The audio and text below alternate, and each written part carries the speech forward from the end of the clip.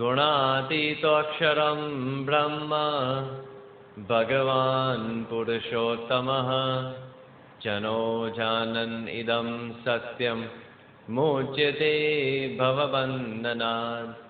શ્રી સ્વામિનારાયણ ભગવાનની જય. અક્ષર પુરુષોત્તમ મહારાજની જય. ગુણાતીતાનંદ સ્વામી મહારાજની જય. ભગતજી મહારાજની જય. શાસ્ત્રીજી મહારાજની જય. યોગીજી મહારાજની જય. પ્રમુખ સ્વામી મહારાજની જય. મહંત સ્વામી મહારાજની જય. પ્રમુખ સ્વામી મહારાજ શતાબ્દી મહોત્સવની. શ્રાવણ મહિનામાં આપણે વિશેષ કથા વાર્તાનો લાભ દર વર્ષે લઈએ છીએ. આમ જોઈએ તો આપણે આખા વર્ષ દરમિયાન કથા વાર્તાનો લાભ તો લેવાનો જ હોય છે, પણ શ્રાવણ મહિનામાં શા માટે વિશેષ કથા વાર્તા? તો આયુર્વેદમાં એક વાત આવે છે કે આપણે જમતા પહેલા જો પાણી પીએ તો જમતી વખતે ઓછું જમાય,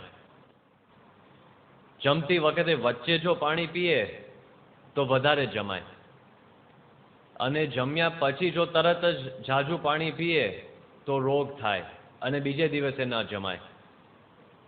દાખલા તરીકે આપણે સંકલ્પ કરીને બેઠા હોય કે આજે મારા 5 લાડવા જમવા છે બપોરે, પણ જમતા પહેલા 2 ગ્લાસ પાણીના પી લઈએ તો 5ની જગ્યાએ 2 લાડવા જમાય.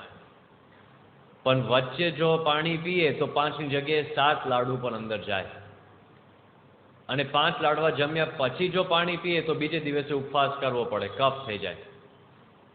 પાણી એકનું એક છે, પણ જે સમયે એનું સેવન થાય છે એના આધારે એનું ફળ જુદું મળે છે. એમ કથા વાર્તા તો 12 માસની એક કવાયત છે, પણ શ્રાવણ મહિનામાં ભગવાન સ્વામિનારાયણની વિશેષ આજ્ઞા છે કે વધારે કથા સાંભળવી. એટલે શ્રાવણ મહિનામાં વધારે કથા વાર્તાનો યોગ આપણે રાખીએ છીએ. કથા વાર્તાનો હેતુ તો એક જ છે. દર શ્રાવણ મહિનાની પારાયણ એક જ શરૂઆત થાય છે કે આપણે કથા સાંભળીએ છીએ શાંતિ માટે.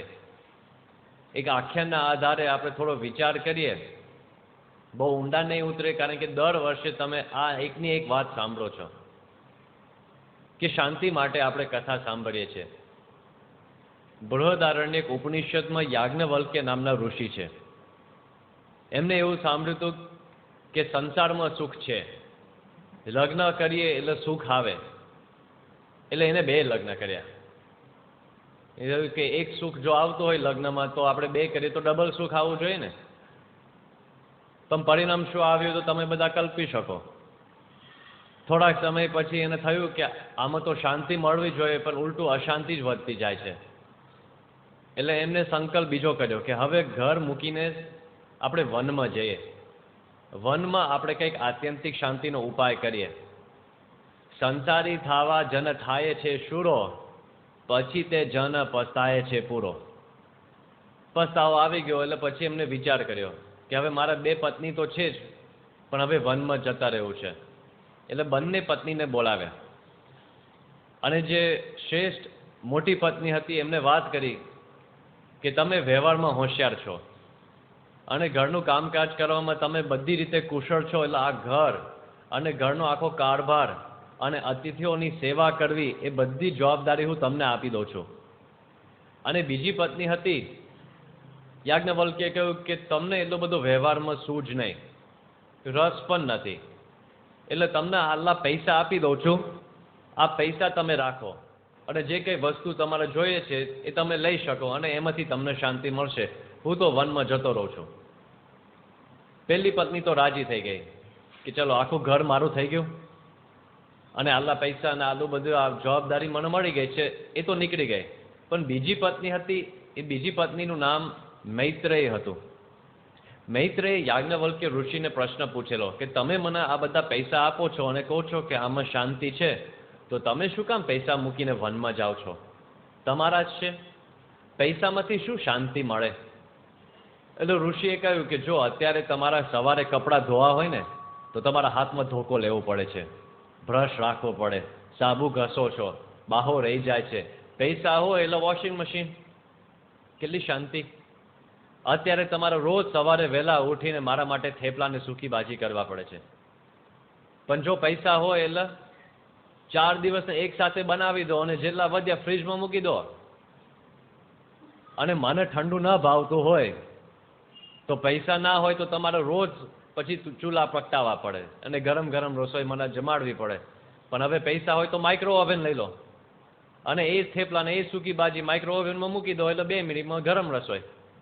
કેટલી શાંતિ તમને મળી ગઈ. દિવસના તો 10-12 કલાક એમને બચી ગયા. કેટલી બધી શાંતિ. ઓહો, શાંતિના ગાળે ગાળા તમને મળી જશે.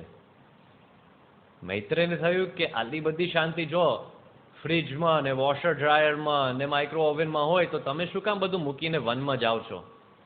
યાજ્ઞવલ્કે આ પ્રશ્ન સાંભળ્યો અને એમને કહ્યું કે જો હું તમને જે શાંતિ આપું છું અને મારે જે શાંતિ જોઈએ છે એમાં ફેર છે. શાંતિ શાંતિમાં ફેર છે. જેટલા માયામાં કઈ સુખ લખેલું છે એ દુઃખ વિનાનું હોય નહીં. શરૂઆતમાં તમને લાગશે કે ધોકો મારતા મારતા હાથ દુખતા હવે વોશિંગ મશીન આવી ગયું છે, પણ જ્યારે મશીન તૂટશે ને તેને હાથમાં ફરી ધોકો લેવો પડશે ત્યારે વધારે દુઃખ આવશે. અત્યારે તો તમે શાંતિથી રોજ રસોઈ કરો છો અને રોજ રોજની તમે રસોઈ બનાવો છો, પણ જ્યારે ફ્રીજની ટેવ પડી જશે ને અને ફ્રીજ 1-2 દિવસ બંધ રહેશે ને ત્યારે રોજની રસોઈ કરવી તમને બહુ ભારે પડશે. એટલે આ બધું લૌકિક શાંતિમાં મને હવે રસ નથી રહ્યો. એટલે આત્યંતિક શાંતિ લેવા માટે હું વનમાં જઉં છું. મૈત્રેયે બીજો પ્રશ્ન પૂછ્યો, તો તમે એમ કહેવા માંગો છો કે માયામાં સુખ નથી અને માયા પર કંઈક સુખ છે? ઋષિએ કહ્યું કે હા, એક અવિનાશી સુખ છે અને એક વિનાશી સુખ છે. તમારી પાસે જેટલું કંઈ સુખ છે, જેટલી કંઈ શાંતિ છે, વિનાશી છે અને મારા અવિનાશી સુખ જોઈએ છે. કેટલા લોકો એમ માને છે કે ભારતીય તત્વજ્ઞાનમાં, ભારતીય પરંપરામાં કોઈ સ્ત્રીનું સ્થાન જ નથી. પણ જ્યારે આ આખો સંવાદ ચાલે છે ત્યારે મૈત્રેય હવે એક વાક્ય એવું બોલે છે જે આજે હજી યુગો પછી પણ દરેક ભક્તને અંતરદ્રષ્ટિ કરાવે. મૈત્રેય કહે છે કે જો તમે આ બધી વસ્તુ મને આપો છો પણ છેવટે એ પણ કહો છો કે આમાંથી તમને કંઈ અવિનાશી સુખની પ્રાપ્તિ નહીં થાય, તો હવે મને એક પ્રશ્ન એવો રહે છે, યેનાહમ નામૃતાસ્યામ કિમ અહમ તેન કુર્યામ. જેમાંથી હું અમર ના થવાને હોઉં તેને મારે શું કામ? જેમાંથી મને અવિનાશી સુખ અને શાંતિ ન મળવાની હોય એનું મારે શું કરવું? હું તમારી સાથે વનમાં આવી જાઉં. યાજ્ઞવલ્કે કહ્યું કે તું તો મારા પ્રિય પત્ની તો હતી, હવે તું મને વધારે પ્રિય થઈ. અને પછી બંને વનમાં જાય છે અને બંને ભગવાનનું સુખ પ્રાપ્ત કરે છે. સુખ શેમાં છે? શાંતિ શેમાં છે? આપણે ઘણીવાર આ કથા સાંભળી છે પણ આપણને વિચાર નથી આવતો, દ્રઢતા નથી થતી. જો પૈસામાં સુખ હોય ને તો તમે જેટલા બેઠા છો ગ્રહસ્થ માત્ર સુખી અને અમે જેટલા સાધુ છે ને બધા દુઃખી. બરાબર? કારણ કે તમારી પાસે પૈસા અને અમારી પાસે તો થન ગોપાલ. છતાં આ સભા પૂરી થશે ત્યારે તમે સંતોને પગે લાગશો કે હરિપ્રિય સ્વામી શાંતિ થાય એવા આશીર્વાદ આપો. એમની પાસે ક્યાંથી હોય? તમારી પાસે પૈસા છે ને. પણ પૈસામાં સુખ નથી. જો સ્ત્રીમાં સુખ હોય તો સ્ત્રી માત્ર સુખી, સ્વાભાવિક સુખ જ હોય એમની પાસે, છતાં એ કેમ સત્સંગ કરે છે? એમને ખબર છે કે મારામાં એવું સુખ નથી રહ્યું, મારે બહારથી લેવું પડે છે. વસ્તુમાં સુખ નથી. ખાવાની વસ્તુમાં જો સુખ હોત તો ચરો તળીને રોટલા નવડો આપવો જોઈએ, જો એનું મોઢું કેવું કડમાય. અને કાઠિયાવાડીને ખીચું આપો, પાપડીનો લોટ, એને ભાવે જ નહીં. ગુજરાતીને પીઝા આપો, એને ગમે જ નહીં. પરદેશીને દાળ ભાત ના ભાવે. એકે ખાવાની વસ્તુમાં સુખ નથી. ને તો બધા એક જ વસ્તુ ખાતા હોય આખી દુનિયામાં. એકે રહેવાના સ્થાનમાં સુખ નથી, એકે પદાર્થમાં સુખ નથી. એકે વસ્તુ એવી નથી આ દુનિયામાં જેમાં બધાને સુખ મનાય છે, કારણ કે બધી જ વસ્તુ માયક છે. તો માયા પર થઈશું ત્યારે સુખ આવશે. માયા પર 2 જ તત્વ છે, ભ્રમ અને પરબ્રહ્મ. સુખ 2 જ જગ્યાએ છે, કા સુખ હરિ કે ચરણ મેં, કા સંતન કે માહી. 2 વર્ષ પહેલા સ્વામી પોતાના ઓરડામાં વિરાજમાન હતા અને સંતો સામે બેઠા હતા. રાતનો સમય હતો અને સંતો સાથે ગોષ્ઠી ચાલતી. એમાં સ્વામી બોલ્યા કે આપણને શાસ્ત્રીજી મહારાજ અને યોગીજી મહારાજ મળી ગયા છે, હવે એમને સંભાળવા તો સુખ થશે અને હવે બીજું કશું સંભાળતા નહીં. આપણી ક્રિયા, આપણી ટેવ કેવી પડી ગઈ છે? આપણી અડધા આજ્ઞા પાડી. શ્રીજી મહારાજે મધ્યના 51માં વચનામૃતમાં વાત કરી છે કે ભગવાને જે જે આજ્ઞા કરી હોય એમાંથી અધિક પણ ન વર્તવું અને ન્યૂન પણ ન વર્તવું. વધારે ના કરવું, ઓછું એ ના કરવું. જેમ કે એકવાર એક હરિભક્તે સ્વામીને વાત કરેલી કે સ્વામી મારા ઘરે કોઈ પારણું નથી, એટલે કંઈક સંતાન થાય એવા આશીર્વાદ આપો, મારા દીકરાની ઈચ્છા છે. તો સ્વામીએ ઠાકોરજીનું પ્રસાદીનું જળ આપ્યું કે તમે તમારા પત્નીને રોજ એકવાર આ પાણી આપજો તો તમારા ઘરે દીકરાનો જન્મ થશે. વર્ષ પછી પેલા હરિભક્ત, એમનું નામ પ્રકાશભાઈ, મૂળ ધર્મજના અને રહેતા શિકાગોમાં, એમને સ્વામીને વાત કરી કે સ્વામી તમે મને એવા આશીર્વાદ આપે કે એક દીકરો થશે. બાપા કીધું કે તો કે સ્વામી 2 દીકરી થઈ ગઈ. સ્વામી કીધું કે લે મેં તો શું કીધું? પેલા હરિભક્તે કીધું કે સ્વામી તમે મને પ્રસાદીનું પાણી આપ્યું અને મને કહ્યું કે રોજ રાતે તમારા પત્નીને એકવાર આપજો. તો બાપાએ પૂછ્યું કે તમે શું કર્યું? કે હું ને મારી પત્ની અમે રોજ સવાર સાંજ 2 ટાઈમ લેતા હતા. સ્વામી કે જો તે વધારે કર્યું એટલે વધારે આવું થયું. વધારે ના કરાય અને ઓછું એ ના કરાય. આજ્ઞામાં જો એ બરાબર ફળ જોઈતું હોય, એ જો સુખ જોઈતું હોય તો સ્વામી આપણે જે આદેશ આપ્યો છે કે શાસ્ત્રીજી મહારાજ અને યોગીજી મહારાજ, પોતાનું નામ ના દે પણ આપણે સમજીએ કે શાસ્ત્રીજી મહારાજ અને યોગીજી મહારાજ અને પ્રમુખ સ્વામી મહારાજ અને અત્યારે વર્તમાન કાળે મહંત સ્વામી મહારાજ સત્પુરુષ આપણને મળ્યા છે.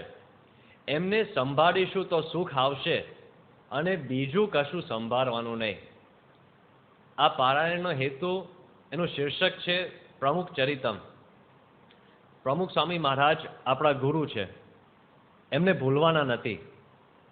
મહાન સ્વામીમાં અંતર્નિહિત થયા એનો અર્થ એમ નથી કે આપણા જૂના ગુરુને ભૂલી જવાના. જૂના ગુરુને એટલા જ યાદ કરવાના અને હવે મહાન સ્વામીને પણ યાદ કરવાના, ડબલ લાભ આપણને થાય. પણ પ્રમુખ સ્વામીને યાદ કરતા કરતા આપણને સુખ આવે. મોટા ભાગે આપણે આ સભામાં જેટલા બેઠા છે, આપણો જન્મ જ પ્રમુખ સ્વામી ગુરુપદે આવ્યા ત્યાર પછી થયો છે. અને કદાચ કોઈક એના પહેલાનો જન્મ હોય તો જેટલો આપણને કંઈક સત્સંગ થયો છે, મોટા ભાગે પ્રમુખ સ્વામીના યોગે સત્સંગ થયો છે. એનો અર્થ શું છે કે ભગવાન પ્રત્યેની જેટલી શ્રદ્ધા આપણા જીવનમાં છે, આપણા જીવનમાં જેટલી કંઈ માનવતા છે, જેટલા કંઈ સદ્ગુણો છે, એ પ્રમુખ સ્વામીએ આપ્યા છે.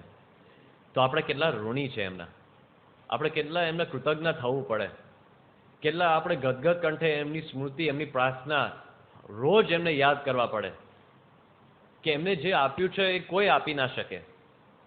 તો આ પારાયણનો હેતુ એ છે કે એમની સ્મૃતિમાં ગુલતાન થઈ જાય અને સ્મૃતિ કરતા કરતા તન્મય થઈ જવું છે, પ્રમુખ સ્વામી રૂપ થઈ જવું છે. એ હેતુથી જ આપણે કથા વાર્તા સાંભળીએ છીએ.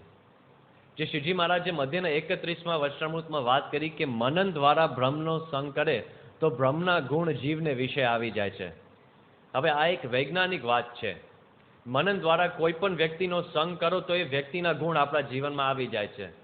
યુવકોના જીવનમાં તરત દેખાય છે કે યુવક હોય એ તો આપણા ઘરમાં ગુજરાતી બોલે, આપણી સાથે વિનયથી વાત કરે, સાંજે એક પિક્ચર જોઈને ઘરે આવે તો તરત જ હિન્દીમાં વાતો કરવા માંડે, ક્યું હે કે શું છે. 3 કલાક કોઈક અભિનેતાનો સંગ કરીને આવ્યો છે અને તરત જ આપણા ઘરમાંથી ગયા ત્યારે અમિત હતો અને ઘરમાં પાછો આવ્યો અમિતાભ થઈ ગયો. ક્યાંથી થયું? મનન દ્વારા સંગ કર્યો એટલે તરત જ અભિનેતાના ગુણ આવી ગયા છે. તો આપણે 7 દિવસ પર્યંત અખંડ મનન દ્વારા બ્રહ્મનો સંગ કરીશું તો બ્રહ્મના ગુણ આપણા જીવનને વિશે આવે. આ પારાયણની પ્રથા, એની પ્રણાલિકા આપણે કેવી રીતે રાખીશું? રોજ પારાયણની શરૂઆતમાં કથા વાર્તાનો કંઈક મહિમા આપણે સાંભળીશું. જેમ કે અત્યારે આપણે આ યાજ્ઞવલ્ક્યનું આખ્યાન વિચાર્યું, પછી એક વચનામૃતના આધારે સ્વામીએ જે લાભ આપ્યો છે, વિશેષ કરીને છેલ્લા 3 વર્ષમાં સારંગપુરમાં જે લાભ આપ્યો છે એની સ્મૃતિ આપણે કરીશું. એટલે આજે તો સારંગપુર સુધી પહોંચાડવાના છે, પણ સ્વામીએ બહુ વિચરણ કર્યું છે. એટલે એ વિચરણને નિરૂપણ કરતા એક વચનામૃતનું આપણે વાંચન કરીએ. સ્વામિનારાયણ હરે વચનામૃત ગરડા અંત્ય પ્રકરણનું 26મું. મન ઇન્દ્રિયોને દાબીને વર્તે તેવા સંતનો. સ્વામિનારાયણ હરે સંવત 1885ના કારતક સુધી એકાદશીને દિવસ સ્વામી શ્રી સહજાનંદજી મહારાજ શ્રી ગરડા મધ્યે દાદા ખાચરના દરબારમાં શ્રી ગોપીનાથજીના મંદિરને વિશે વિરાજમાન હતા ને સર્વ શ્વેત વસ્ત્ર ધારણ કર્યા હતા અને પોતાના મુખારવિંદની આગળ પરમહંસ તથા દેશ દેશના હરિભક્તની સભા ભરાઈને બેઠી હતી. પછી શ્રીજી મહારાજે એમ વાર્તા કરી છે, ભગવાનની પેઠે સેવા કરવા યોગ્ય એવા જે સંત તે કેવા હોય? તો ઇન્દ્રિયો, અંતઃકરણ આદિક જે માયાના ગુણ, તેની જે ક્રિયા તેને પોતે દાબીને વર્તે, પણ એની ક્રિયા એ કરીને પોતે દબાય નહીં, ને ભગવાન સંબંધી ક્રિયાને જ કરે, ને પંચ વર્તમાનમાં દ્રઢ રહેતા હોય, ને પોતાને બ્રહ્મરૂપ માને, ને પુરુષોત્તમ ભગવાનની ઉપાસના કરે, એવા જે સંત તેને મનુષ્ય જેવા ન જાણવા અને દેવ જેવા પણ ન જાણવા. કેમ જે એવી ક્રિયા દેવ મનુષ્યને વિશે હોય નહીં, અને એવા સંત મનુષ્ય છે તો પણ ભગવાનની પેઠે સેવા કરવા યોગ્ય છે. માટે જેને કલ્યાણ નો ખપ હોય એવા જે પુરુષ, તેને એવા સંતની સેવા કરવી. શ્રીજી મહારાજના સમયમાં મહારાજનું જ એટલું બધું ઐશ્વર્ય, એટલો બધો પ્રતાપ અને પ્રભાવ હતો કે મહારાજ સિવાય કોઈ પરમહંસનું મન બીજે જાય એ અશક્ય જેવું લાગે. સમાધિ પ્રકરણ ચલાવ્યું, મહિના સુધી હરિભક્તો સંતોને સમાધિમાં રાખે.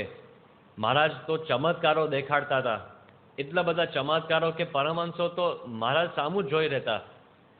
પણ જે કોઈ પરમહંસ હતા, જે મહારાજનો યથાર્થ અભિપ્રાય, રહસ્ય અને રુચિ અને સિદ્ધાંતને જાણકાર હતા, એ બધા સમજતા હતા કે મહારાજના સમકક્ષ એક સંત છે જે ભગવાનની પેઠે સેવા કરવા યોગ્ય છે.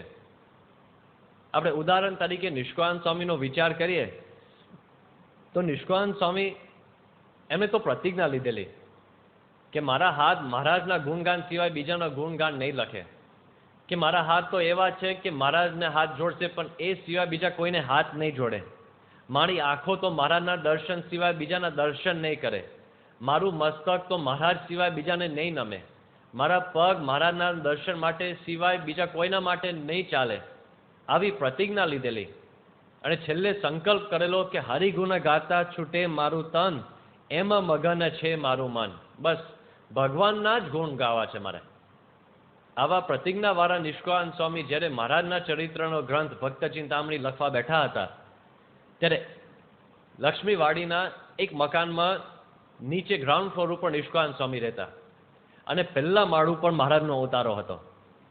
નિષ્કાંત સ્વામી એક એક પ્રકરણ લખતા જાય અને પછી મહારાજને દેખાડતા જાય. તો પહેલું પ્રકરણ લખ્યું કે મહારાજ આપનો મહિમા અપાર છે, તમારા પ્રતાપ થકી પાંગરૂ પર્વત ચડે, તમારા પ્રતાપ થકી અંધને આંખ્યો જડે, તમારા પ્રતાપ થકી મુખો મુખે વેદ ભણે, તમારા પ્રતાપ થકી તો રંક તે રાજા બને. અને આ પ્રકરણ મહારાજને આપ્યું. મહારાજે કહ્યું કે બરાબર છે. હવે તરત બીજું પ્રકરણ આવ્યું.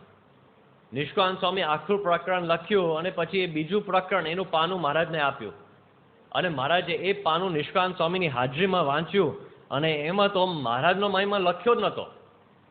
એમાં તો શબ્દે શબ્દે સંત કૃપાએ સુખ ઉપજે, સંત કૃપાએ સરે કામ, સંત કૃપાથી પામીએ પૂર્ણ પુરુષોત્તમ ધામ. મહારાજને કેવું લાગે? મારા હાથે તે દીક્ષા લીધી છે, મારા કપડાં પહેરે છે, મારું ભજન કરે છે, મારા મંદિરમાં રહે છે, મારા ઉતારાની નીચે તારો ઉતારો છે અને મારું ધામ લેવું છે, પૂર્ણ પુરુષોત્તમ ધામ. અને છતાં લખે છે કે સંત હશે તો થશે, સંત આશીર્વાદ આપે તો થાય, સંત કૃપા વિના કહો પામ્ય ગુણ. સંતના જ આશીર્વાદ માગ કરો છો, મારા નહીં. અને મહારાજે આ વાંચ્યું અને કહ્યું કે નિષ્કાંત સ્વામી પાસ, બરાબર લખ્યું છે તમે. એ આખો ભક્ત ચિંતામણી ગ્રંથ જેમાં પાને પાને સંતનો મહિમા લખ્યો છે એ મહારાજની હયાતીમાં લખેલો છે. એમને પદો લખ્યા છે, ધન્ય ધન્ય એ સંત સુજાનડે, જેનું ઉલટી પલટ્યું આપ, સંત તે સ્વયં હરિ. નિષ્કાંત સ્વામી મહારાજની હયાતીમાં લખેલું પદ છે. બ્રહ્માનંદ સ્વામીએ લખ્યું છે કે હરિ સમ સબ દુઃખ હોય, કે ભગવાન તમારા જેવા આ સંત છે. મહારાજની હયાતીમાં બધું લખેલું છે. એના પરમહંસો જાણતા કે એક સંત છે જે મહારાજ બરાબર છે, મહારાજ જેવા જ છે. પણ એ સંત કોણ? કોઈ એમને ના માની લે કે હમ બી નીચ, અમે પણ એવા સંત છે, કારણ કે અમે ભગવા કપડાં પહેરીએ છીએ, અમે મુંડન કર્યું છે અને અમારા નામ આગળ સાધુ શબ્દ તો લખાય છે, તો અમે એવા છે. કોઈકને ભૂલે ચૂકે પણ એવો આભાસ ના થાય એના માટે મહારાજે બધા લક્ષણો મૂક્યા છે.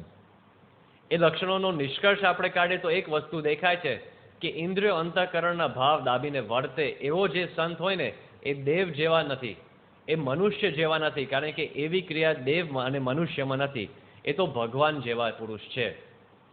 સ્વામીના વિચરણમાં આવું દેખાય છે. જેટલો કઈ ભેડો વેઠ્યો છે એ આપણા માટે વેઠ્યો છે. વિવેક સાગર સ્વામી ઘણીવાર વાત કરે છે કે ભવિષ્યની પેઢીઓ કલ્પના પણ નહીં કરી શકે કે હાડ ચામના દેહમાં કોઈક મનુષ્ય આટલું બધું વિચરણ કરી શક્યા. અહીં તો મારા જે શબ્દ વાપર્યો છે, ઇન્દ્રિય અંતઃકરણના ભાવને દાબીને વર્તે, બાપાએ તો કૂચા વાળી નાખ્યા છે, વાટી નાખ્યું છે આખું શરીર, પણ પ્રેમથી કર્યું છે. આશ્ચર્યની વાત એ છે, જેમ કે એકવાર સ્વામી અમદાવાદ પધારેલા અને રાતના લગભગ 11:45 વાગ્યા હતા. 10:30 વાગે મંદિરમાં આવ્યા, ઠાકોરજીના દર્શન કર્યા, સભા મંડપમાં આવ્યા અને સ્વામીના સભા મંડપ સ્વામીની આગળ એક ઘડિયાળ, એ ઘડિયાળ ઉપર લખેલું હતું કે 11:45 અને દિવાલ ઉપર બીજી ઘડિયાળ હતી એની ઉપર લખેલું હતું 11:05 જેવું.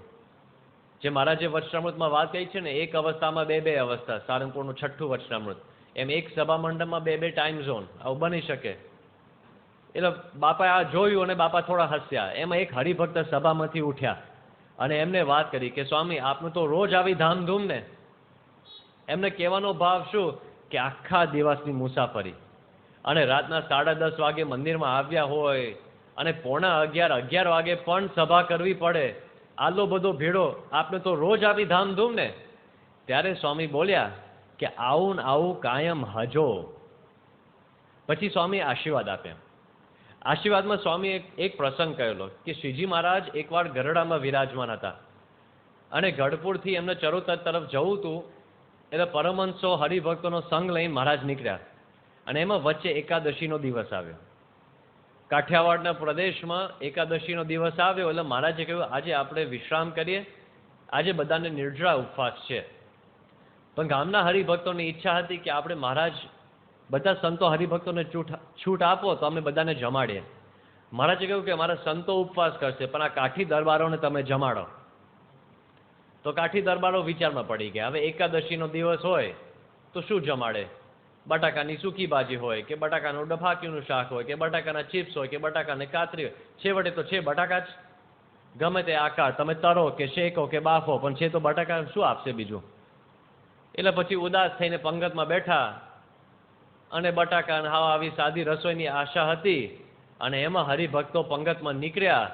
કોઈક પેંડા લઈને નીકળ્યા, બીજા હરિભક્ત બરફી લઈને નીકળ્યા, ત્રીજા હરિભક્ત બીજા બધા મેવાયો લઈને નીકળ્યા, મીઠાઈઓ લઈને નીકળ્યા. અને કાઠી દરબારોનો તો કેટલું સુખના ઢગલા થવા માંડ્યા. પેટ ભરીને બધા જમ્યા અને સાંજે સભા થઈ. કાઠી દરબારોનો તો આખો દિવસ આ બધી સારી સારી વસ્તુ ખાવાની, એટલે એક પક્ષમાં જે ભક્તો બેઠા હતા એ બધા મલકાતા અને આ બાજુ પરમહંસો બેઠા હતા, એમને તો નિર્જળા ઉપવાસ, એટલે થોડા થાકેલા હતા. મહારાજે આ દ્રશ્ય જોયું એટલે મહારાજે દરબારોને પ્રશ્ન પૂછ્યો કે અમારી એકાદશી તમને કેવી લાગી? એટલે દરબારોએ કહ્યું કે મહારાજ આવીને આવી એકાદશી કાયમ હજો. આવી તો એકાદશી આપણને રોજ ગમે. બાપાએ આ પ્રસંગ કહીને આપણને શું સમજાયું કે આ ભીડો પડે છે ને, આ ભીડો રોજ પડે છે ને, મને કાંઈ વાંધો નથી. મને પેંડા જેવું, બરફી જેવું, કાજુ કતરી જેવું લાગે છે. આવો ને આવો ભીડો કાયમ હજો. સ્વામી આ ભીડો સામેથી સ્વીકારે છે. 77ની સાલમાં સ્વામીએ વિચરણ કર્યું, અમેરિકાનું વિચરણ. અમેરિકા શબ્દ પડે આપણા મનમાં માનસપટ ઉપર તો સુખ સાયદી દેખાય. 77માં જે હાડમારી હતી, 78ની સાલમાં સ્વામી લેસ્ટર હતા ઇંગ્લેન્ડમાં અને સ્વામીએ પોતે 77ના વિચરણનું નિરૂપણ કરેલું. સ્વામીએ કહ્યું કે એ દિવસો કેવા હતા. અમે સવારે ઉઠીએ એક જગ્યાએ અને બીજી જગ્યાએ નાહવાનું. આવું કોઈ દિવસ જોયું છે? બીજી જગ્યાએ નાહવાનું અને ત્રીજી જગ્યાએ પૂજા કરવાની. પૂજા ત્રીજી જગ્યાએ કરી, નાસ્તો ચોથી જગ્યાએ, એ મોટા ભાગે કોઈ કોરો નાસ્તો. 5મી જગ્યાથી પધરામણી ચાલુ થાય, બપોરના 1:30-2 વાગે સુધી પધરામણી ચાલે. બપોરે જમ્યા ના જમ્યા તો પછી સીધી ફરી પધરામણી ચાલુ થાય. રાતના 9-10 વાગે પધરામણી ચાલે, પછી રાતની સભા થાય. જાહેર સભાનો કાર્યક્રમ પૂરો થાય અને પછી કેટલી પધરામણી હોય અને 12:30, 1, 1:30, 2 વાગી જાય રાતના અને પછી બધા ઉતારે આવે અને કોઈને હિંમત નહીં, તાકાત નહીં કે પૂછે કે કલ્યાણ કેમ થાય અને બધા પથારીમાં સૂઈ જ જાય અને બીજે દિવસે ફરી ચાલુ. આપણે લાગે કે આ તો કેવી આમ બધી વિચરણની વાતો હોય. સ્વામી એટલો 5 દિવસ કેવળ ગાડીમાં કાઢ્યા. ગાડીમાં જેને સુવાનો અનુભવ કર્યો છે એમને ખબર પડશે, ગાડીમાં તમે ગમે 24 કલાક સુવો તોય થાક ઉતરે નહીં. ગાડીમાં સુવાનું, પેટ્રોલ પંપનો સંડાસ બાથરૂમ ધોઈને એમાં નાહવાનો, અને મોટેલને એક રૂમ ભાડે કરીને કોરો નાસ્તો કરવાનો, અને પછી પધરામણીઓ ચાલુ થાય. એક એક હરિભક્તને શોધતા રાતોને રાત સ્વામી કાઢે. 12:30-1 વાગ્યા સુધી પધરામણી કરે. સેન ફ્રાન્સિસ્કોમાં 3 કલાક સુધી એક હરિભક્તને શોધ્યા અને સંતોને રસ્તા ઉપર મોકલ્યા કે આને શોધો. હવે તમે આખા ભુજમાં એક માણસને મોકલો કે રમેશભાઈને મોકલો. હવે આખા ભુજમાં તો હજારો રમેશભાઈ હોય, ક્યાંથી મળે? એમ અમેરિકાના એક શહેરમાં તમે પૂછો કે ફલાણા ભાઈ ક્યાં છે, પણ ફલાણા ભાઈ ક્યાંના, કોના, કેવી રીતના, ક્યાં રહે છે, કાંઈ સરનામું નહીં. સ્વામીએ કલાકો સુધી શોધ્યા. સ્વામીએ છેવટે એમના ઘરે ગયા અને સારંગપુરમાં નિર્માણ સ્વામી પૂજારી છે એમના ભાઈના ઘરે. સ્વામી એમના ભાઈને શોધીને કહ્યું, આખો અમેરિકા તને શોધ તમે ખૂંદી વળ્યો. ગુણાતીતાનંદ સ્વામીની વાતમાં આવે છે કે પહેલા તો મુમુક્ષુ ભગવાનને શોધતા, આજે તો ભગવાન મુમુક્ષુને શોધતા જાય છે. કેલિફોર્નિયાના એક હરિભક્તને સ્વામીએ વાત કરી કે અમે તમારે ત્યાં આવીશું. સ્વામી પેલા હરિભક્તે કહ્યું કે સ્વામી અમારે તો ત્યાં વિધિ કરાવી છે, તો મુહૂર્તનો સમય છે રાતના 1 વાગે. હવે કેવો આસુરી મુહૂર્ત કોઈ બ્રાહ્મણે કાઢ્યો હશે. સ્વામી કહ્યું અમે આવીશું. તો રાતના 1 વાગે મુહૂર્ત સાચવવા માટે સ્વામી પધરામણી કરે. ફિલાડેલ્ફિયાની વાત આપણે સાંભળીએ છીએ. બપોરના 4 વાગે પધરામણી ચાલુ થઈ. તે ચાલુ રહી સવારના 4 વાગે સુધી. અને જોજો બીજે દિવસે રિપોર્ટમાં સવારના 6 વાગે પરવાનીને સ્વામીએ બીજે દિવસની પધરામણી ચાલુ કરી. 2 કલાક આરામ કર્યો એ ના કર્યો જ કહેવાય, કારણ કે એમાં નાવા ધોવા પૂજા બધું પતાવવાનું. તો આવું વિચરણ 77ની સાલમાં કર્યું અને વર્ષો સુધી ચાલુ રહ્યું. 1980ની સાલમાં સ્વામી અમદાવાદમાં હતા અને અમદાવાદમાં હરિકૃષ્ણ મહારાજની મૂર્તિના દર્શન કરતા સ્વામી ગર્ભગૃહની અંદર હતા અને બાજુમાં બાલમુકુંદ સ્વામી હતા. અને સ્વામી જ્યારે દર્શન કરતા ત્યારે પોતાની આંખો આમ ખેંચે. એટલે બાલમુકુંદ સ્વામી બાજુમાંથી જોયું કે સ્વામીના આંખમાં કંઈક તકલીફ છે. એમને પ્રશ્ન પૂછ્યો કે સ્વામી શું થાય છે આંખમાં? સ્વામીએ ખાલી આટલી વાત કરી કે બપોરના 12 વાગ્યા હોય, ધોળો દિવસે હોય તો પણ મને રાત જેવું અંધારું લાગે છે. એમ કહીને સ્વામી નીચે પગથિયે ઉતરી ગયા. હવે એ દિવસે એક હરિભક્તના ઘરે પધરામણી હતી. એ હરિભક્તનું નામ અક્ષયભાઈ હતું. અક્ષયભાઈ વર્ષોથી સ્વામીને વિનંતી કરતા કે મારા ઘરે પણ કોઈ દીકરો નથી, તો તમે મને આશીર્વાદ આપો. તો સ્વામી આશીર્વાદ પણ આપતા જાય કે તમારા ઘરે દીકરો થશે, પણ દીકરો થાય જ નહીં. સમયાંતરે એમને કથા વાર્તા સાંભળીને સમજાઈ ગયું કે જે સુખ થાય દુઃખ જનને તે આપે નહીં કેદી હરી. અત્યારે જો સુખ લાગતું હોય કે મને દીકરો આપ્યો, તો પાછળથી આ જ દીકરો મારો ગળું દાબી નાખશે, એના કરતાં ના આપે એ ભગવાનની દયા જ છે. એટલે સમજાઈ ગયું. પછી બાપાને વિનંતી કરી કે બાપા હવે મારા ઘરે દીકરો થવાનો નથી અને મારા એવા સંકલ્પો પણ નથી, તો મારે શું કરવું? સ્વામી કહ્યું, આ જેટલા સંતો છે ને તમારા દીકરા, એને તમારા ઘરે લઈ જવા, લાડ લડાવવા. તો પેલા હરિભક્ત અક્ષયભાઈ કહ્યું કે સ્વામી શરૂઆત તમારેથી, તમે અમારા ઘરે પધરામણીમાં આવો. સ્વામી કહ્યું અમે આવીશું. આ દિવસે અક્ષયભાઈના ઘરે પધરામણીમાં જવાનું હતું. હવે બપોરે બાલમુકુંદ સ્વામીને આવી વાત કરી. એટલે બાલમુકુંદ સ્વામી અક્ષયભાઈને વાત કરી કે તમે સ્વામીને ના પાડજો કે તમારા ઘરે ના આવે, કારણ કે આંખમાં કંઈક તકલીફ છે. અક્ષયભાઈ બાપા પાસે ગયા. એમણે કહ્યું કે સ્વામી આપ આજે મારા ઘરે પધરામણીનું આયોજન કર્યું છે પણ ન પધારતા. સ્વામી કેમ? કે સ્વામી આપના આંખમાં તકલીફ છે એવી વાત મેં સાંભળી છે. સ્વામી મને તો બધું વ્યવસ્થિત જબરજસ્ત દેખાય છે. હમણાં તો 2 કલાક પહેલા આવું બોલતા હતા કે અંધારું જેવું છે, હવે બોલો છો કે બધું જબરજસ્ત દેખાય છે. અક્ષયભાઈ કહ્યું કે સ્વામી હજી મારા ઘરનું કામ ચાલે છે એટલે લાઇટ નથી. સ્વામી કે મને બધું દેખાય છે, હું આવીશ.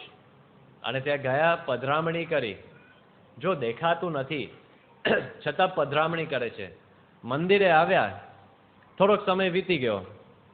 થોડા દિવસ, અઠવાડિયા પછી વાત નીકળી કે આપણે વિશ્વની યાત્રામાં જવાનું છે. સ્વામી અમદાવાદ, ગુજરાતથી લંડન ગયા, ત્યાં કેટલાક મહિના રહ્યા.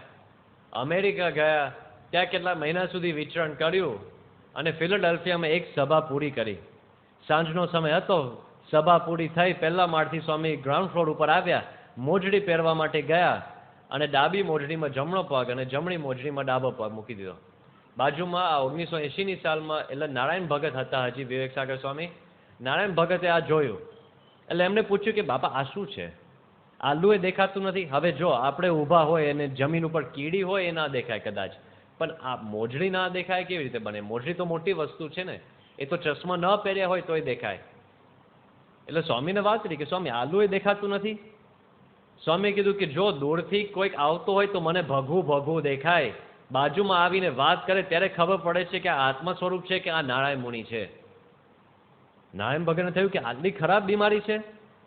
વિચરણ અટકાવ્યું. તાત્કાલિક બોસ્ટન લઈ ગયા નજીકના એક સારા હોસ્પિટલમાં. ડૉક્ટરને બતાવ્યું, ન્યુયોર્ક બતાવ્યું, 2 જગ્યાએ બતાવીને ડૉક્ટરે વાત કરી બોસ્ટનમાં.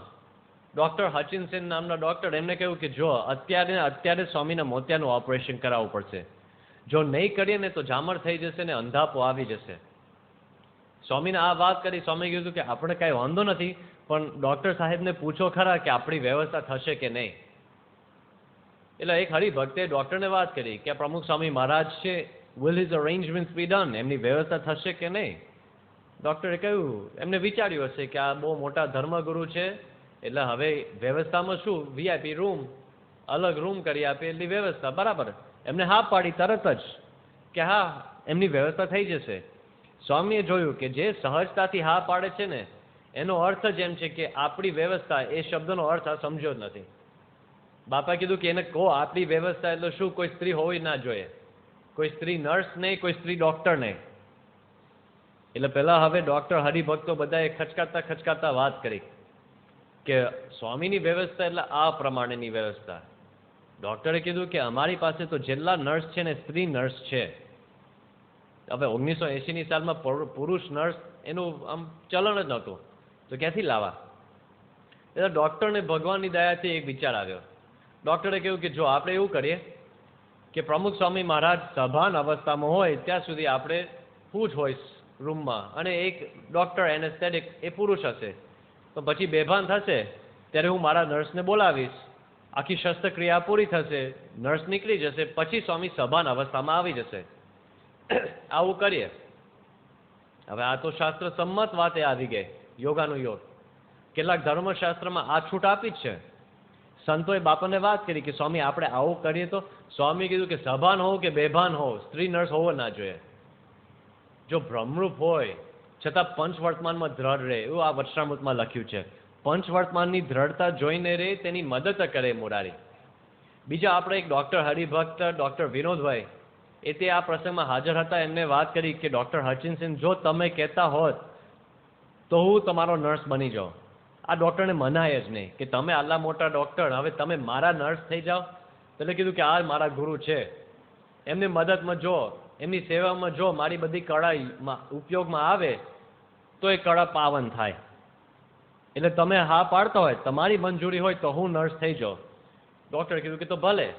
અને આપણો એક હરિભક્ત ડૉક્ટર બીજા બિન સત્સંગી ડૉક્ટરના નર્સ થઈ ગયા, અને બધી તૈયારી થઈ ગઈ. એમાં સીએમ કાકાનો ફોન લંડનથી આવ્યો, અને આ પ્રસંગ અબ્દુલ કલામે ટ્રાન્સેન્ડન્સની ચોપડીમાં લીધો. સીએમ કાકાએ ફોન કરીને વાત કરી કે સ્વામી અમને એવા સમાચાર મળ્યા છે કે તમે મોતિયાનું ઓપરેશન કરવાના છો અમેરિકામાં, પણ મારા અંતરમાં એવી ઈચ્છા રહે છે કે જો તમે લંડન આવો અને લંડનમાં ઓપરેશન કરો તો સેવાનો લાભ અમને મળે. તો સ્વામીએ સંતોને વાત કરી કે એવું બને કે આપણે એક આંખની ક્રિયા અહીં કરીએ ને એક આંખની ક્રિયા લંડનમાં કરીએ? એવું થાય? એટલે સંતોએ કીધું કે બાપા આ ભક્ત વત્સલપણું તો હવે થોડા માટે તો સાઈડમાં મૂકી દો. આ તો આંખનો સવાલ છે, આ તો કંઈ સામાન્ય પ્રશ્ન નથી. આ તો ડૉક્ટર કહે છે કે હમણાં નહીં કરી તો જામર થઈ જશે. સ્વામીએ કીધું કે જો એવું નહીં થાય, એટલે પછી બંને આંખની ક્રિયા ત્યાં બોસ્ટનમાં કરી. બંને આંખ ઉપર પાટા હતા, અને જે દિવસે પાટા કાઢવાના હતા ડૉક્ટરે કીધું કે તમારે જમણી બાજુ બારી છે અને બહાર હરિયાળી વાતાવરણ છે, એની ઉપર તમે દ્રષ્ટિ કરો તો આંખને ઠંડક મળશે. બાપાએ કીધું કે ઠંડક બંડક કાંઈ જોઈતું નથી, ઠાકોરજીની મૂર્તિ મારા ખોળામાં મૂકો પહેલાં. અને આંખના પાટા કાઢ્યા અને પહેલાં ઠાકોરજીના દર્શન કર્યા. બ્રહ્મરૂપ થઈને પુરુષોત્તમની ઉપાસના કરે. આ વચનામૃતમાં લખ્યું છે. આ બધા લક્ષણો આપણને એક એક પ્રસંગમાં દેખાય છે. એવા પ્રસંગો છે. સ્વામી આટલે હાડમારીમાં સામેથી ભેડો સ્વીકારીને વિચરણ કર્યું. સંતોએ પૂછ્યું કે સ્વામી તમને અમદાવાદથી દેખાતું નહોતું, ક્યારથી અમદાવાદથી દેખાતું નહોતું, યાદ છે ને? છતાં આપણે લંડન ગયા, છતાં આપણે આખા અમેરિકામાં ફર્યા. કેમ આપ કંઈ બોલ્યા નહીં? સ્વામી કીધું કે હરિભક્તોએ રજા લીધી હોય, હોલ ભાડે કર્યા હોય, અને આપણે હવે કંઈક તકલીફ બહાર કાઢીએ તો એમની રજા વ્યર્થ જાય. ભાડાના પૈસા આપ્યા હોય પૈસા જતા રહે. એટલે એમની અનુકૂળતા માટે કંઈ બોલતા નહોતા અમે. આપણને આગળ રાખીને બધું વિચરણ કર્યું છે. એટલું બધું વિચરણ કર્યું. 83ની સાલમાં સ્વામીને હાર્ટ એટેક આવ્યો. હાર્ટ એટેક આવ્યા પછી તો સામાન્ય માણસ હોય એ તો ડૉક્ટરને એક જ પ્રશ્ન પૂછે કે હવે મારે કેટલા મહિના સુધી આરામ કરવાનો? અને સ્વામીએ થોડો આરામ કર્યો અને સીધું પાછું વિચરણ. એટલું બધું વિચરણ તો શરીર કેટલું ખમી શકે? 98ની સાલમાં ફરી સ્વામીને હૃદયની તકલીફો શરૂ થઈ.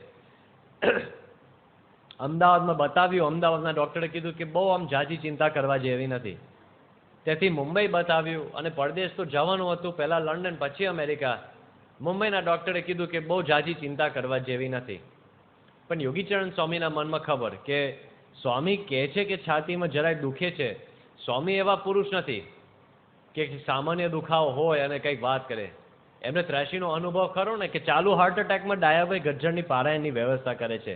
એટલે આટલી બધી પીડા થતી હોય છતાં ન બોલે એવા પુરુષ છે. અને હવે બોલે છે એટલે કાંઈક તકલીફ ભયંકર છે. એટલે સંતોએ વાત કરી કે સ્વામી આપણે લંડન જઈએ એના કરતાં આપણે સીધા અમેરિકા જઈએ, અને અમેરિકામાં સારા દવાખાના છે, હોસ્પિટલ, એમાં આપણે કંઈક જગ્યાએ તપાસ કરાવીએ. સ્વામી કીધું કે ભલે. સ્વામી અમેરિકા પધાર્યા તે પહેલાં 3-4 જગ્યાએ તપાસ કરાવી. હ્યુસ્ટનમાં, મેયો ક્લિનિકમાં, જ્હોન્સ હોપકિન્સમાં, ક્લિવલેન્ડ ક્લિનિકમાં અને ન્યૂયોર્કમાં. છેવટે બાપાની ઈચ્છાથી ન્યૂયોર્ક ઉપર કળશ ઢોળ્યો અને લેનિક્સ હિલ હોસ્પિટલમાં સ્વામીની પધરામણી થઈ. ત્યાં ડૉક્ટર સુબ્રમણ્યમ અને બીજા ડૉક્ટરે તપાસ કરી. ડૉક્ટરે કીધું કે સ્વામી તમે જ્વાળામુખી ઉપર બેઠા છો. લે, અમદાવાદના ડૉક્ટર, મુંબઈના ડૉક્ટર શું કહેતા કે ચિંતા કરવા જેવી નહીં. અને ડૉક્ટરે તો ત્યાં જોઈને તપાસ કરી ખબર પડી કે જ્વાળામુખી ઉપર બેઠા છો. સ્વામી આજે ને આજે ઓપરેશન કરવું પડશે. સ્વામી કહ્યું કે કાંઈ વાંધો નહીં, કરી નાખીએ. કેટલી સહજતાથી આપણા સભા પૂરી થાય અને કોઈ આપણે ઘરે જતા હોય, પત્ની તમને કહે કે આપણે આઈસ્ક્રીમ ખાઈને ઘરે જઈએ, કે હા ચલો આપણે આઈસ્ક્રીમ ખાઈને ઘરે જતા. કેટલી સહજતાથી તમે બોલી શકો. એમ બાપા આજે ને આજે બાયપાસ ઓપરેશન કરવું પડશે, કરીએ? હા કાંઈ વાંધો નહીં, કરી નાખીએ. તો બીજો એક ધોળિયો ભાઈ હતા, એમનો ક્રમમાં આગળ નંબર હતો. એમને વિનંતી કરી, એમને પાછળ નંબર લઈ લીધો. અને સ્વામીને લગભગ બપોરનો સમયે ઓપરેશનમાં જવાનું હતું. સ્વામી કીધું કે આપણે 3 વાગે પછી જઈશું. એટલે બધા સંતો હરિભક્તોનો વિચાર આવ્યો કે સ્વામી કેમ? ડૉક્ટર કહે છે કે જ્વાળામુખી ઉપર બેઠા છો અને એને તો આવા પ્રકારના ફેરફાર કરી નાખ્યા છે, જે આગળ હતા એને તો પાછળ લઈ લીધા છે, હવે આપણે શું કામ? સ્વામી કીધું કે આપણે પાછી કરીશું. અને પછી સ્વામીએ 3 કલાક સુધી હરિચૈત્રામૃત સાગરની કથા સાંભળી. હવે ડૉક્ટરના મનમાં એવું હતું કે પ્રમુખ સ્વામી મહારાજ બહુ મોટા ધર્મ ગુરુ છે, વડા છે, નેતા છે. એટલે હવે એને તો 2-3 કલાક જોઈએ ને કે કદાચ ઓપરેશનમાં મને કંઈ થાય તો એના ભાવિ વારસદારને જણાવે ને કે આપણે આટલી જમીન છે, આટલા ખાતા છે. અને જ્યારે રૂમમાં ગયા અને જોયું તો સ્વામી તો પલંગમાં બેઠા બેઠા મારા ફેરવતા હતા. આ બાજુ નીચે વિવેક સાગર સ્વામી અને બીજા સંતો તો હરિચૈત્રામૃત સાગરનો પાઠ કરતા.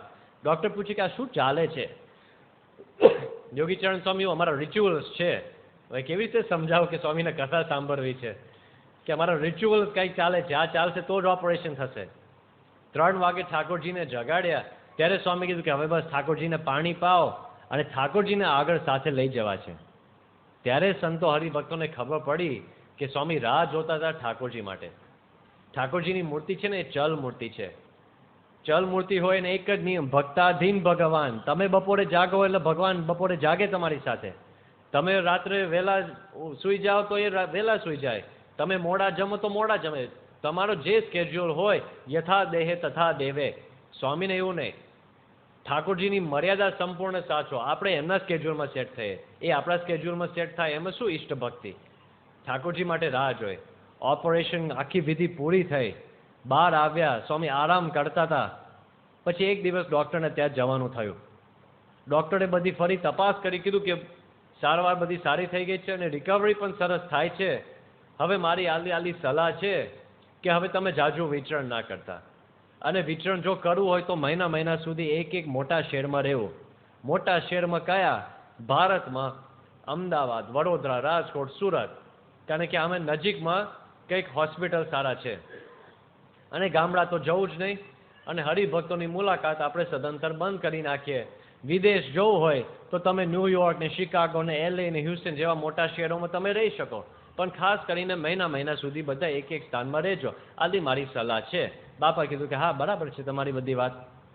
ગાડીમાં બેઠા, સ્વામી આગળ, પાછળ અક્ષરવત્સલ સ્વામી, અને ચાલુ ગાડીમાં બાપાએ અક્ષરવત્સલ સ્વામીને વાત કરી કે ડૉક્ટરે છેલ્લી વાત કરી તમે સાંભળી? કે હા. તમે લખી નાખી? કે હા. બાપાએ કહ્યું કે તો આપણે સભામાં જઈશું અને હરિભક્તો હવે તમને પૂછશે કે ડૉક્ટરે શું વાત કરી, ત્યારે તમે શું કહેશો? અક્ષરવત્સલ સ્વામી કહ્યું કે હું કહીશ કે ડૉક્ટરે આ પ્રમાણે બધી સલાહો આપી છે કે મહિના સુધી એક એક મોટા શહેરમાં રહેવું, મુલાકાતો બંધ કરવી ને પધરામણીઓને બધું બંધ કરી નાખવું. બાકી બરાબર, હવે તું મારી વાત સાંભળ. તારે તો એમ વાત કરવાની કે ડૉક્ટરે તો એવું કીધું છે કે પૂર્વે જેવું વિચરણ તમે કરતા હતા ને એવું વિચરણ તમે કરી શકો. અક્ષરવત્સલ સ્વામી વિચારમાં પડી ગયા, હવે કરવું શું? ધર્મ સંકટ આવી ગઈ. એક બાજુ સત્પુરુષનું વચન, એમની આજ્ઞા, અને એક બાજુ તો જે ડૉક્ટરે વાત કરી. અને ગાડીમાંથી ઉતર્યા સભા સ્થળે અને બધા હરિભક્તો સંતો અક્ષરવત્સલ સ્વામી પાસે ગયા. બાપાને ખબર પડી કે જો આમને એકાંતનો વાસ મળી જશે ને તો બોલી નાખશે. એટલે અક્ષરવત્સલ સ્વામીનો હાથ લઈને સ્વામી કીધું કે સભામાં બધી વાત થશે, ચલો બધા સભામાં. એટલે બધાને સભામાં લઈ ગયા અને બાપા સભામાં બેઠા અને પછી સ્વામી કહ્યું અક્ષરવત્સલ સ્વામી હવે જાહેરાત કરશે. અને અક્ષરવત્સલ સ્વામીએ પોતે નિરૂપણ કર્યું. તે વખતે હું જાહેરાત કરતો જો અને સ્વામી એક દ્રષ્ટિએ મારી સામું જોયા કરે, મને લાગ્યું કે એક શબ્દો આગો પાછો થશે, મને ઊભા બારી નાખશે. જાહેરાત શું કરવી પડે, એમને કહી દીધું કે સ્વામી માટે તો ડૉક્ટરે એવું કીધું, સામેથી આવું કંઈક જૂઠું બોલાવડાવીને આપણા હિત માટે બધું કરે છે. અને વિચરણ ચાલુ ને ચાલુ રહ્યું. જેવું પૂર્વે વિચરણ એવું ને એવું હારમારીમાં વિચરણ, ગામડાઓમાં વિચરણ, શહેરોમાં વિચરણ, મુલાકાત, પધરામણી, જે બોલીએ એ બધું. એકવાર સ્વામીને મુંબઈ જવાનું હતું. મુંબઈ જતા પહેલા સ્વામીએ કોઠારી બાપા ઉપર પત્ર મોકલ્યો અને સ્વામીએ કોઠારી બાપાને પત્ર મોકલ્યો કે હું મુંબઈ આવું છું. છેલ્લા 2 વાર હું મુંબઈ આવ્યો તો આપણા થાને વિસ્તારમાં કાર્યક્રમ ગોઠવાયેલો હતો, બંને વાર આપણે કેન્સલ કરવો પડ્યો છે. તો આ વખતે એ વિસ્તારના હરિભક્તોને લાભ મળે એવું અવશ્ય તમે આયોજન કરજો. અને હું આ તારીખે પધારવાનો છું ને આ તારીખે વિદાય છે, એ આ દિવસોમાં તમે બધું ગોઠવી દેજો. બાપા ડૉક્ટર સ્વામીની સાથે ત્યાં મુંબઈ પધાર્યા અને બાપા, ડૉક્ટર સ્વામી અને કોઠારી બાપા 3 જણે એકવાર મિટિંગમાં બેઠા હતા અને એમાં એક હરિભક્ત આવ્યા. એ હરિભક્તે સ્વામીને વાત કરી કે સ્વામી, મારા ભત્રીજાનું લગ્ન થાય છે ત્યાં અને તમારા પધારવાનું છે. સ્વામી કીધું કે અમે આવીશું. ક્યારે છે? કે સ્વામી પરમ દિવસે. સ્વામી કીધું કે ક્યાં છે? કે ચરોતરમાં. સ્વામી કીધું કે અત્યારે અમારા મુંબઈનો કાર્યક્રમ છે ભાઈ, અને અમારે તો કેટલા દિવસ રોકાવાનું છે, અને અમારો તો થાનાનો કાર્યક્રમ 2 વાર તો ઠેલાયો છે, આ 3જી વાર એના માટે જ ખાસ આયોજન બધું કરીએ છીએ. એટલે હવે તમે તમારા ભત્રીજાને મારા તરફથી જે સોણાઈ કહેજો. અને ક્યાં તમારો દીકરો છે? તો ભત્રીજો છે, એટલે તમે રાજી રહેજો. પેલા હરિભક્ત કે સ્વામી, અમે યોગી બાપાના વખતના સત્સંગી અને અમે લંડનથી આવીએ છીએ. મેં તો મારો દીકરો સાધુ થવા માટે આપ્યો છે અને હું ધર્માદો કાઢું છું. યોગી બાપાએ મારા બધા પ્રસંગો સાચવ્યા છે. જો તમે મારો પ્રસંગ ન સાચવો તો તમે ગુરુ શા કામના? અને ડૉક્ટર સ્વામી અને કોઠારી બાપા જેવા શાંત મૂર્તિઓ એકદમ ઉગ્ર થવા માંડ્યા. બાપાએ કોઠારી બાપાનો હાથ પકડ્યો. બાપા કહ્યું અમે આવીશું. બીજે દિવસે નડિયાદ ગયા, 3જે દિવસે પાછા મુંબઈ આવ્યા. કેવું કહેવાય? હવે એક હરિભક્ત કે હું લંડનથી આવ્યો, એના બાપનું હતું, એને પૂછીને કામ કરે છે. પ્રિન્સ ચાર્લ્સ ઓળખતાય નહીં હોય. મેં મારો છોકરો સાધુ થવા માટે આપ્યો, નો ડાઉટ મોટી સેવા છે. પણ તમને ધારો કે ઓક્સફર્ડ કે હાર્વર્ડ યુનિવર્સિટી આવે અને તમને કહે કે તમારો છોકરો સારો છે, અમે તમારો છોકરોને સ્વીકારીશું, ભણાવીશું, એનું ઘડતર કરીશું, એનું જોબ પ્લેસમેન્ટ કરીશું, આખી જિંદગી એનો ખાવા પીવાનો, દવા, બધો ખર્ચ અમે માથે લઈ લઈશું. તમારા આજથી એમનો મૃત્યુ પર્યંત તમારા સંતાનની કોઈ ચિંતા કરવા જેવી નથી. તો તમે હાર્વર્ડ ઉપર ઉપકાર કર્યો કે હાર્વર્ડે તમારી ઉપર ઉપકાર કર્યો? એમ તમે તમારો દીકરો સાધુ થવા માટે આપ્યો, પણ સ્વામીએ સ્વીકાર્યો એ કેટલી મોટી સ્વામીની સેવા. પણ ના, સ્વામી તમે મારા ઘરે ના આવો, મારા ભત્રીજાના લગ્ન પ્રસંગે ના આવો તો તમે ગુરુ શા કામના? આવું વિચરણ સ્વામીએ કર્યું. એક દિવસ મુંબઈ, બીજે દિવસે નડિયાદ, પાછા મુંબઈ. સ્વામી એકવાર વિચરણ કરતા હતા અને માતર તાલુકાના હરિભક્તો આવ્યા.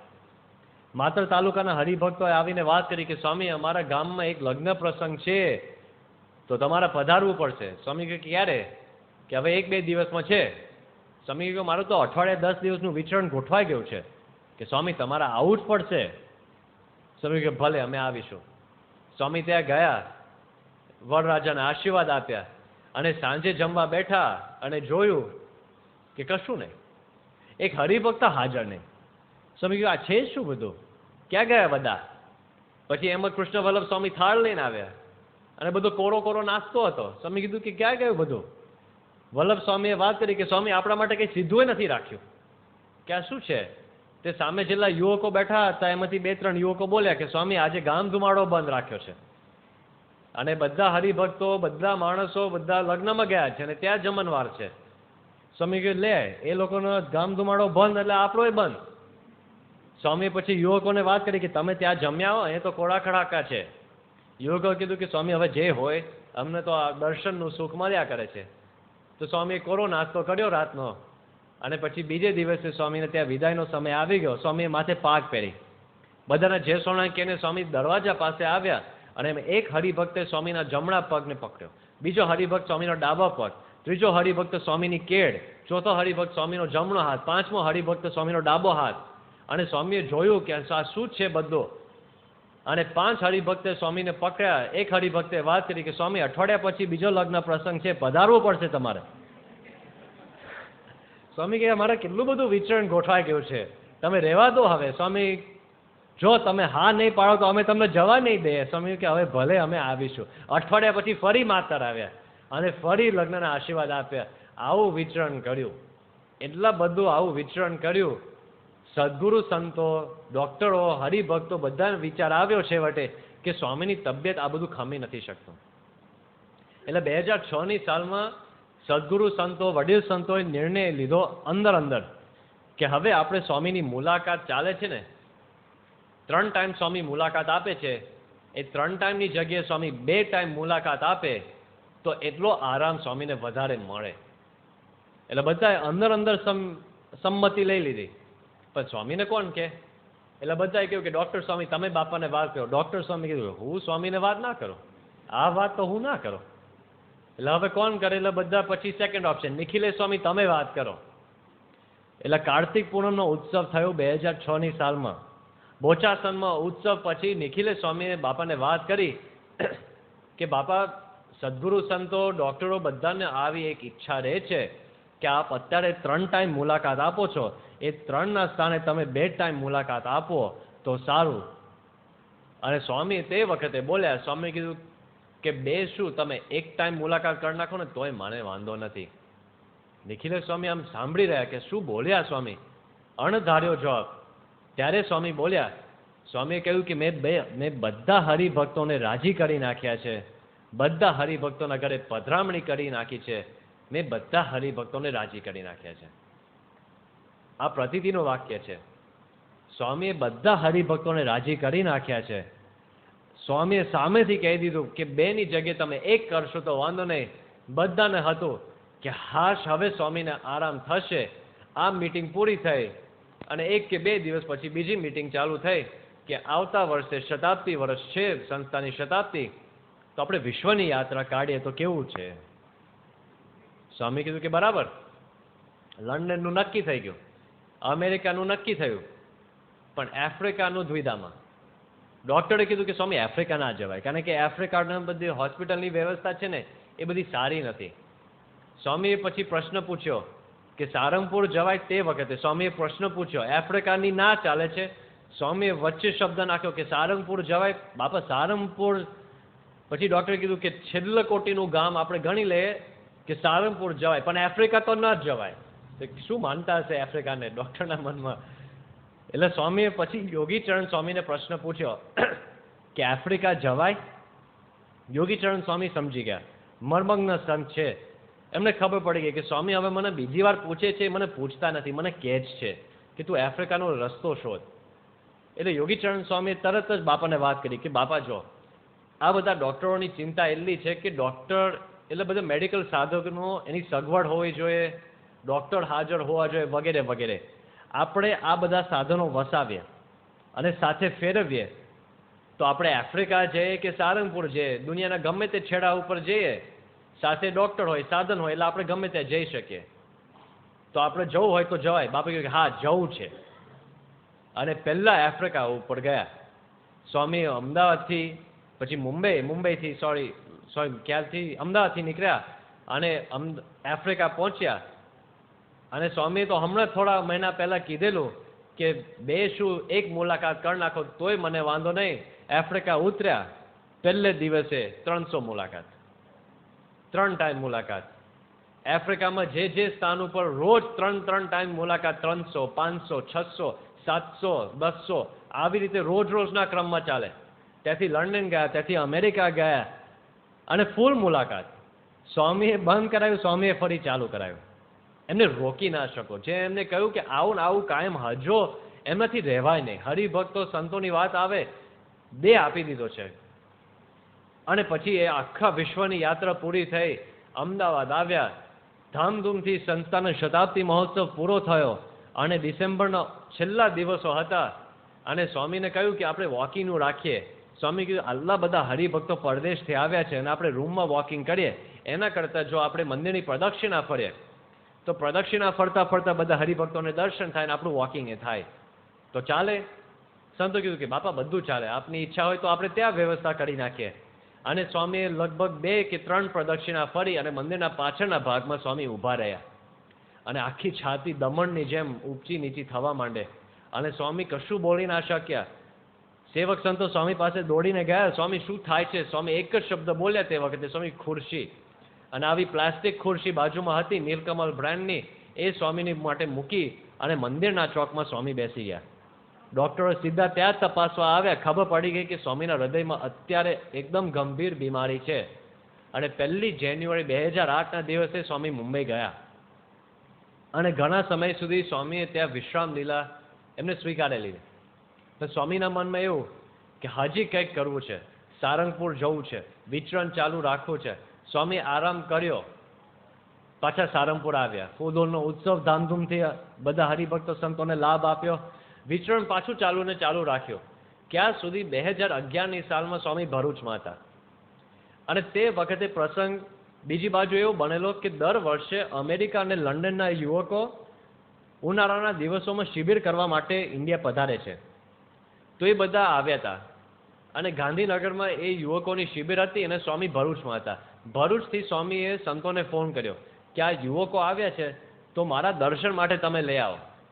સંતોએ વાત કરી કે સ્વામી આયોજન તો છે જ, પણ આ શિબિર પૂરી થાય પછી અમે દર્શન માટે આવીશું. સંતોના મનમાં એવું કે સ્વામીને કદાચ ઉતાવળ હોય, પણ સ્વામીને આપણે સમજાવી દઈએ કે આયોજન છે એટલે એમની ચિંતા નહીં, મૂળ એમને આયોજનની ચિંતા હોય ઘણે ખરી. સ્વામી કીધું કે ના એવું નહીં, અત્યારે લઈ જાઓ. એટલે સંતોએ ફરી પછી કોઈ આગ્રહ કર્યો નહીં. એમને ખબર પડી કે સ્વામીની આજ્ઞા છે, રુચિ છે, એટલે લઈ ગયા.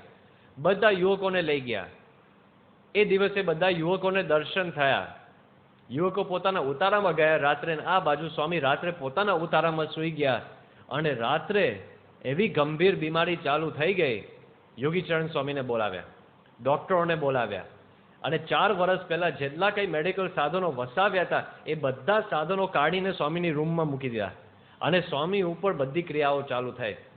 ખબર પડી ગઈ કે સ્વામીને હાર્ટ એટેક આવે છે. અને પછી તાત્કાલિક બીજા સેવક સંતે કોઠારી બાપા અને બીજા સદગુરુ સંતોને રાતના લગભગ 1-1.5 વાગે જગાડ્યા.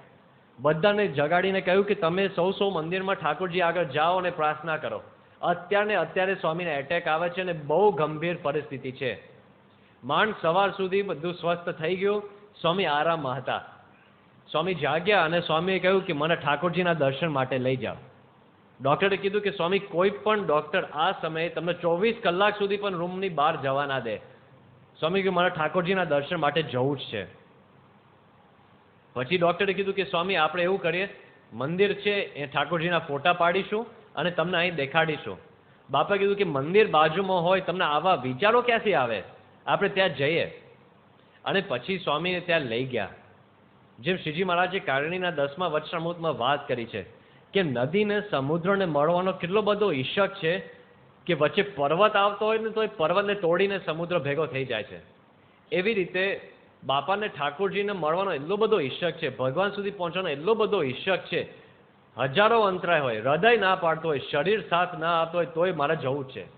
અને સ્વામીને લઈ ગયા આ દિવસના કોઈ ફોટા નથી, કોઈ વિડીયો નથી, કારણ કે સ્વામીને લઈ ગયા, આખી હોસ્પિટલને સાથે લઈ ગયા છે. સ્વામીના હાથમાં, છાતી ઉપર બધા પેલા યંત્રો બધા ગોઠવેલા હતા. પાછળ ડૉક્ટર લેપટોપ ઉપર તાત્કાલિક બધું જોતા હતા કે બધું બરાબર છે કે નહીં. યુવકો જે દર્શન માટે આવેલા એમને કંઈ ખબર નહીં. સ્વામી આ પરિસ્થિતિમાં ઉપર ઘુમ્મટમાં પધાર્યા અને યુવકો ઘુમ્મટમાં ક્યારના બેઠા હતા. એમને બહુ ખબર નહીં કે શું રાત્રે પ્રસંગ બન્યો છે. એટલે એમને મૂર્તિપદ ઉઠાવ્યું કે તમારી મૂર્તિ વિના મારા નાથરે બીજું મને આપશોમાં. એક બાજુ કરુણ રસનો પ્રસંગ, આવું દ્રશ્ય, અને બીજી બાજુ આવું કીર્તન. એટલે વિવેક સાગર સ્વામી એકદમ ગડગડા થઈ ગયા અને બાપા પાસે જઈને વાત કરી અને એ તો એકદમ રડી પડ્યા. બાપા પણ એકદમ ગડગડા થઈ ગયા. અને પછી સ્વામીએ ઠાકોરજીના દર્શન કરીને રૂમમાં પધાર્યા. તાત્કાલિક નિર્ણય લીધો કે સ્વામીને પાછા મુંબઈ જવું પડશે. મુંબઈ જાય તો સારી સારવાર થાય. મુંબઈ ગયા, 8 મહિના રહ્યા અને સ્વામીના મનમાં એક જ આલોચ કે આ બધું થાય છે પણ મારે મુંબઈ હવે રહેવું નથી, મારે તો સારંગપુર જ જવું છે. મુંબઈમાં ઘણું કરીને સંતોને કહી જ રાખેલું હતું કે હવે હું જઈશ તો હું પાછો કોઈ દિવસ આવવાનો જ નથી. મુંબઈ મારે હવે આવવાનું નથી થવાનું, મારે સારંગપુર જ જવું છે. 2012ની સાલમાં સ્વામી બોલતા હતા. સારંગપુર આવ્યા. સારંગપુર આવે તો એ સ્વામીની તબિયત એકદમ સ્વસ્થ નહોતું.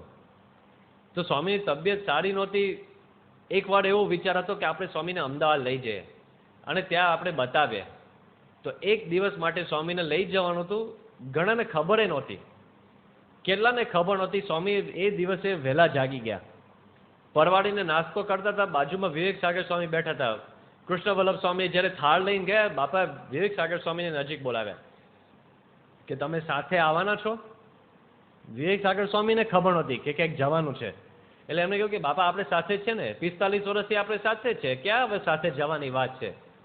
એવું કે આજે અમદાવાદ જવાનું છે. એટલે વિવેક સાગર સ્વામી એકદમ આમ પૂછવા માંડે કે કેમ જવાનું છે, શું છે આયોજન?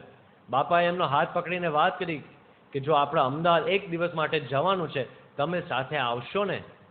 વિવેક સાગર સ્વામી કે બાપા હું સાથે જ છું. અને એક દિવસ જઈને પાછા આવ્યા સાંજે. અને પછી ડૉક્ટરે એવો નિર્ણય લીધો કે સ્વામી પેસમેકરનું ઓપરેશન કરે તો સારું. એટલે સ્વામીને ફરી વાત કરી, વિનંતી કરી કે આપણે સ્વામી થોડા દિવસ માટે અમદાવાદ જઈએ. સ્વામીના મનમાં હતું કે હવે સારંગપુર જ રહેવું છે, પણ ડૉક્ટરનો આવો થોડો આગ્રહ હતો અને સ્વામીને ખબર હતી કે સ્વાસ્થ્ય માટે સારું છે, આ કરી એટલે વધારે સુખ અપાશે. સ્વામીએ સંતો હરિભક્તોને વાત કરી કે હું 7 દિવસ પછી આવીશ, અઠવાડિયા 10 દિવસ કરીને હું આવી જઈશ. સ્વામીએ સારંગપુરથી વિદાય લીધી અને સ્વામીએ કીધું હોય કે અઠવાડિયા 10 દિવસમાં આવવાનો છું. એટલે આ બાજુ સારંગપુરમાં 24 કલાક ધૂન ચાલુ થઈ. 24 hours, રાતના 1, 2, 3 વારા જ પાડ્યા હતા. 24 કલાક ધૂન ચાલુ રહે. અને કેટલાક સંતો ઢારણા પારણા, કેટલાક લિક્વિડ, કેટલાક પારક, આવા 12 દિવસના નિર્જળા ઉપવાસ બધાએ ચાલુ કરી નાખ્યા હતા કે સ્વામી 7 દિવસ કે 10 દિવસમાં પાછા આવશે તો આપણે પછી દર્શન કરીને પાણી લઈશું. પણ હવે 7 દિવસ પસાર થઈ ગયા, 10 દિવસ પસાર થઈ ગયા, 15 દિવસ પસાર થઈ ગયા, સ્વામી આવે નહીં. અને સ્વામી ત્યાંથી કોઈ સમાચારે ના મોકલે કે હું 2 દિવસમાં આવવાનો છું કે અઠવાડિયામાં આવવાનો છું. એટલે ગુરુ પૂનમનો ઉત્સવ આવ્યો અને ગુરુ પૂનમના ઉત્સવ ઉપર બધા સંતોને ત્યાં લઈ ગયા. સારંગપુરથી બધા અમદાવાદ ગયા. ચાલો ઉત્સવમાં નારાયણ મુનિ સ્વામીએ સ્વામીને જમણી બાજુ આવીને સ્વામીને પ્રશ્ન પૂછ્યો કે સ્વામી આ સારંગપુરના સંતો બેઠા છે, કેટલાકે ધારણા પારણા ચાલુ કર્યા છે, કેટલાકે હવે એકટાણાના વ્રત ચાલુ કર્યા છે, અને સારંગપુરમાં રાતના 1-2 વાગે સુધી પણ ધૂન ચાલે છે. 24 કલાકની ધૂન છે. એટલે 24 કલાકની ધૂન એક દિવસ કે 2 દિવસ ચાલે, પણ પછી તો બહુ ચાલે તો થાકી જાય, ઊંઘ જ નહીં.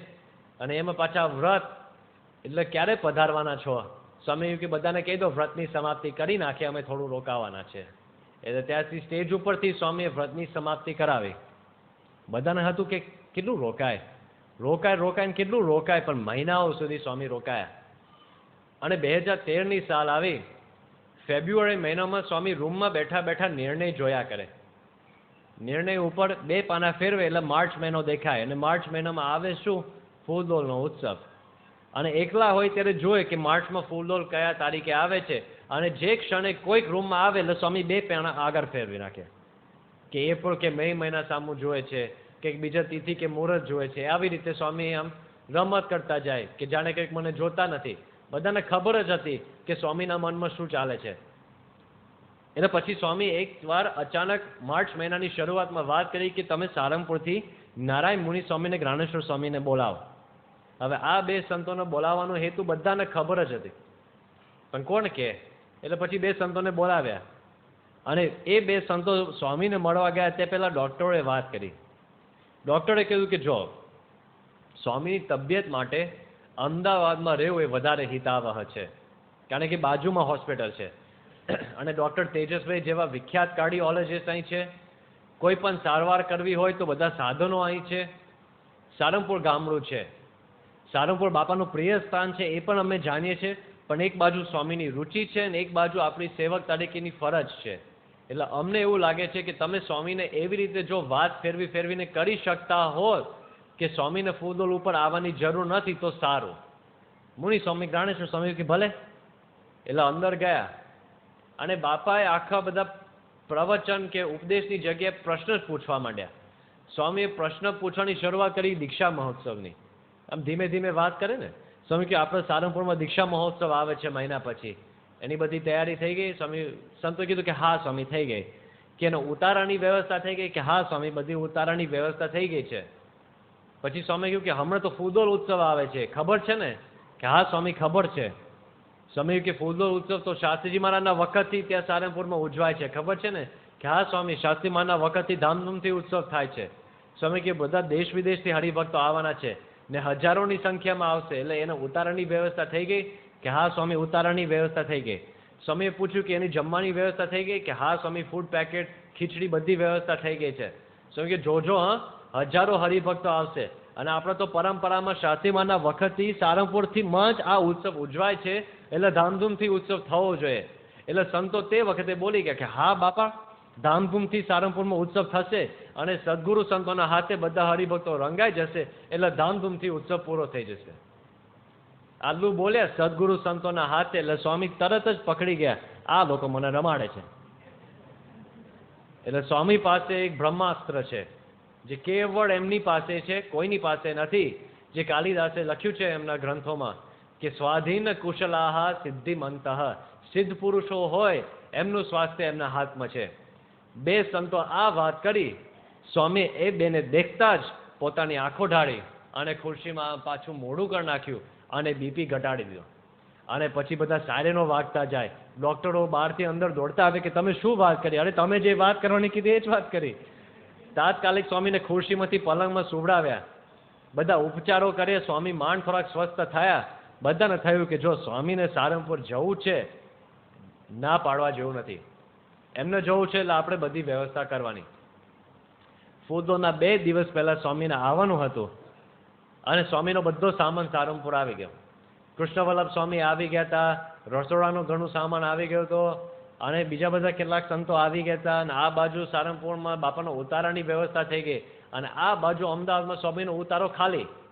સ્વામીએ છેલ્લે ત્યાં ઠાકોરજીના દર્શન કરવા માટે ગયા, જડુકામાં પધાર્યા અમદાવાદમાં અને ત્યાં અક્ષરવત્સ સ્વામીએ વિદાયના વાત કરી કે સ્વામીએ તો અઠવાડિયાની વાત કરીને આવ્યા અને 10.5 મહિના સુધી રોકાય અને આપણને લાભ આપ્યો છે, આપણે સ્વામીનો આભાર માનીએ છીએ. સ્વામી રૂમમાં ગયા. સ્વામીએ પાઘ પહેરીને સ્વામી બહાર નીકળવાની તૈયારી કરતા હતા. હવે એક જ કામ બાકી હતું, આ લાઇટની સ્વિચ પાડીને ગાડીમાં બેસવાનું. એમાં યોગીચરણ સ્વામીએ વાત કરી કે સ્વામી આપણે હવે 10.5 મહિના પછી ગાડીમાં બેસવાના છે, આ ગાડીની મુસાફરી આપણે કરવા માગીએ છીએ, તો એકવાર હું પલ્સ અને બીપી આ બધું તપાસું અને બધું યોગ્ય છે એટલે આપણે નિશ્ચિંત થઈ જઈએ. એ ભાવથી વાત કરતા હતા. સ્વામી કીધું કે તમે કરો. અને તપાસ કરીને ખબર પડી કે બધું અનિયમિત છે. એટલે એમને સ્વામીને વાત કરી કે સ્વામી અત્યારે સારું નથી. સ્વામી કે ધૂન કરો. એટલે ઠાકોરજીને લાવ્યા અને સ્વામીની આગળ તપોવત સ્વામી તે વખતે ઠાકોરજીના સેવક હતા, એ ઠાકોરજીને લઈને બેઠા હતા અને આજુબાજુ સ્વામી હજી પાઘ પહેરી રાખી છે અને બધા ધૂન કરે અને સ્વામી ધૂન કરે કે સારંગપુર હે હરિકૃષ્ણ મહારાજ સારંગપુર લઈ જાઓ, હે ઠાકોરજી સારંગપુર લઈ જાઓ, સ્વામિનારાયણ સ્વામિનારાયણ સ્વામિનારાયણ સ્વામિનારાયણ. 5, 10, 15 મિનિટ સુધી ધૂન કરી પણ બીપી માપમાં ના આવ્યું. યોગીચરણ સ્વામી હાથ જોડે કે બાપા મારી વિનંતી છે, આપણે થોડું રોકાય તો સારું. બાપાએ પાક કાઢી કે ભલે. સ્વામીના મનમાં હતું કે ચલો આજે નથી ગયા તો કાલે જઈશું. બધો સામાન સારંગપુરથી પાછું રિટર્ન બેક ટુ પવેલિયન. અને આ બાજુ બીજે દિવસે સ્વામીએ તપાસ કરી, ખબર પડી કે લંગ એટલે કે તારા ફેફસામાં ઇન્ફેક્શન છે. 7 દિવસ, ઓછામાં ઓછા 7 દિવસ સુધી કોઈ મુસાફરી નહીં થાય. એટલે ફૂલદોરનો ઉત્સવ ગયો. સ્વામી થોડા ઉદાસ થયા, પણ સ્વામીના મનમાં હતું કે હજી દીક્ષા મહોત્સવ થશે સારંગપુરમાં. એમાં વચ્ચે પ્રસંગ એવો બન્યો કે આપણે ગરડામાં ઘણા વર્ષોથી એક કેસ લડતા હતા અને સ્વામીએ પણ ઘણા કલાકો સુધી આનો માટે ઉપવાસ પણ કરેલા, ધૂન પણ 8-8 કલાકની ધૂનો સ્વામીએ પોતે કરેલી. અને એ કેસનો ચુકાદો આવ્યો અને આપણા તરફેણમાં કેસનો ચુકાદો આવ્યો એટલે આ બાજુ સારંગપુરમાં તો જય જયકાર. અને રાતના 11:15 વાગે નારાયણ મુનિ સ્વામીએ બાપાને ફોન કર્યો અને બધા સંતો બેઠા હતા. 300 સંતોની સભામાં સ્પીકર ફોન ઉપર સ્વામી સાથે વાત થાય કે સ્વામી કાલે અમદાવાદમાં મોટો આનંદ ઉત્સવ કરવાના છે, તો અમે બધા ત્યાં આવીએ. સ્વામી કહ્યું કે ના. હું ના? કેમ ના પાડો છો? હાથ પાડવાની હોય ને. સ્વામી કે ના. તો મુનિ સ્વામી થોડાક આમ ગભરાઈ ગયા ફોન ઉપર કે ના પાડે છે. કે કેમ બાપા? કાલે હું ત્યાં આવું છું. એટલે મુનિ સ્વામી સીધા બહાર, કે હવે સ્પીકર ફોન ઉપર વાત કરવા જેવી નથી, કે બાપા તમે કાલે અહીં આવવાના છો, કેવી રીતે આવશો? ડૉક્ટર હા પાડે ને શું બીમારી ને આમ ને તેમ. પછી ખબર પડી કે સ્વામીનો એટલો બધો ઉત્સાહ કે હું કાલે ને કાલે ત્યાં આવી જાઉં. તો પછી બધા સંતો ગયા. સ્વામીએ બધા સંતોને જોયા, ભદ્રે સ્વામીને મળ્યા, કેટલા સંતોને મળ્યા અને સ્વામી કીધું કે હવે સારંગપુર આવું છે તો સદૈવ સારંગપુરસ્ય રમ્ય સુમંદિરે અક્ષરધામ તુલ્ય. સારંગપુર આવશો તો કાયમ માટે રહેવું છે. તો ક્યારે આવશો? કે આપણે દીક્ષા માટે. સ્વામી કીધું કે દીક્ષામાં આવવાનું છે. પણ સ્વામી બીમાર ને બીમાર જ રહ્યા અને છેક સુધી બીમાર રહ્યા. દીક્ષા મહોત્સવ હવે અમદાવાદ આવી ગયો અને સ્વામી દીક્ષા મહોત્સવના દિવસે રૂમની બહાર આવ્યા અને સ્વામીના ભોજન હોલ તે વખતે મેડિકલ રૂમમાં ફેરવી નાખ્યું, જે જૂનો ભોજન હોલ કહીએ આપણે. અને એમાં બધા નવા સંતો પાર્ષદો માટે ધોતિયા ગાત્રિયા મૂક્યા હતા. વિવેક સાગર સ્વામી હાથમાં થાળી લઈને ઊભા હતા અને સ્વામીને વિનંતી કરી કે સ્વામી તમે આ બધા નવા વસ્ત્રો ઉપર પુષ્પવૃષ્ટિ કરો, પ્રસાદી ના થાય. સ્વામી કે શેના માટે? કે સ્વામી દીક્ષા મહોત્સવ છે. એ ક્યારે? એટલે વિવેક સાગર સ્વામીને થયું કે બાપા ભૂલી ગયા હશે કે બાપા આજે આપણે દીક્ષા મહોત્સવ છે. સ્વામી કે ક્યાં? કે સ્વામી અહીં અમદાવાદ સભા મંડપમાં. સ્વામી કીધું કે લે આપણે સારંગપુરની વાત કરતા. એટલે વિવેક સાગર સ્વામી કહ્યું કે સ્વામી આપણે અમદાવાદમાં હવે નિર્ણય આવી ગયો છે. બાકી આ અમદાવાદી ખરા છે, આખો ઉત્સવ ખેંચી નાખ્યો આપણો. આવું બોલે સ્વામી કે અમદાવાદી ખરા, આપણો ઉત્સવ ખેંચી નાખ્યો.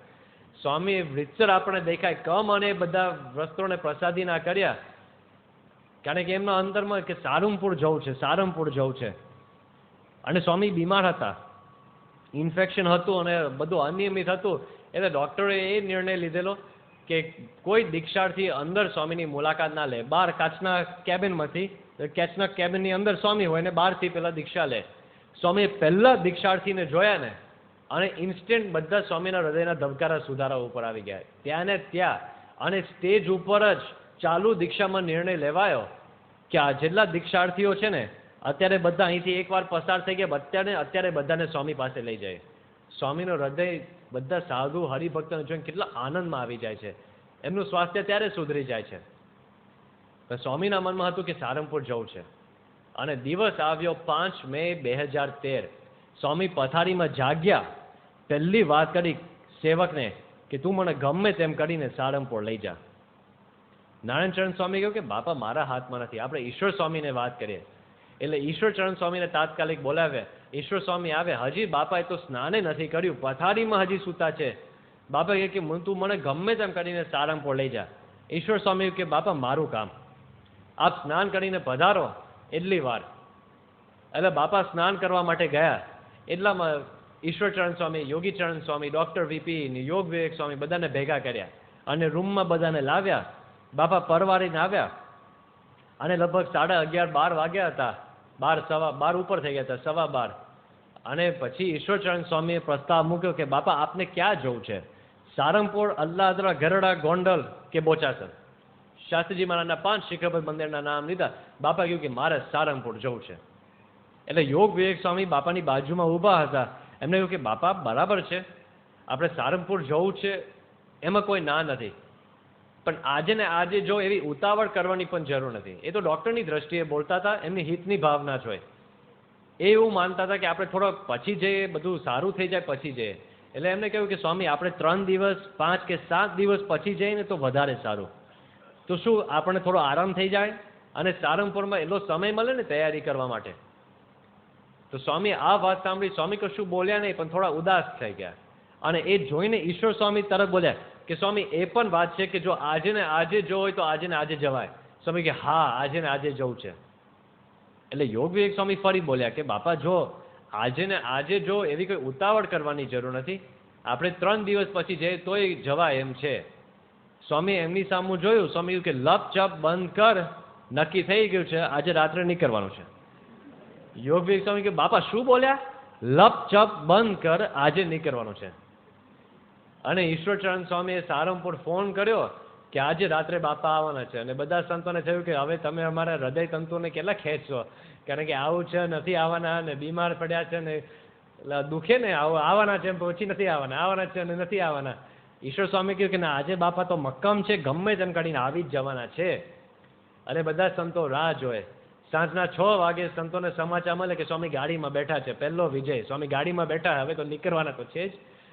એટલે પછી રસ્તા ઉપર નીકળ્યા અને લગભગ 10.5 મહિના 11 મહિના પછી સ્વામી અમદાવાદથી નીકળ્યા અને સારંગપુર આવ્યા. લગભગ રાતના 9 વાગે સ્વામીનો ગાડીનો આપણો મુખ્ય શાસ્ત્રીજી મહારાજનો પ્રસાદીનો દરવાજો એમાં પ્રવેશ કર્યો. અને ગાડીની દ્રષ્ટિએ ગાડીએ ડાબી બાજુ તરફ વળી સ્મૃતિ મંદિર તરફ, અને હરિભક્તોએ ફટાકડા ફોડ્યા. સ્વામી ગાડીમાં ફટાકડા સાંભળ્યા. સ્વામી કે શું છે? એટલે નારાયણચરણ સ્વામી અને બીજા સંતોએ પાછળથી વાત કરી કે સ્વામી ફટાકડા ફોડે છે, આપનો સંકલ્પ પૂરો થયો. સ્વામી કહ્યું કે શું? પણ કે આપના સ્વાગત માટે આ બધા ફટાકડા ફોડે છે. સ્વામી કે લે, મારા માટે હોય, આ તો મારું ઘર છે.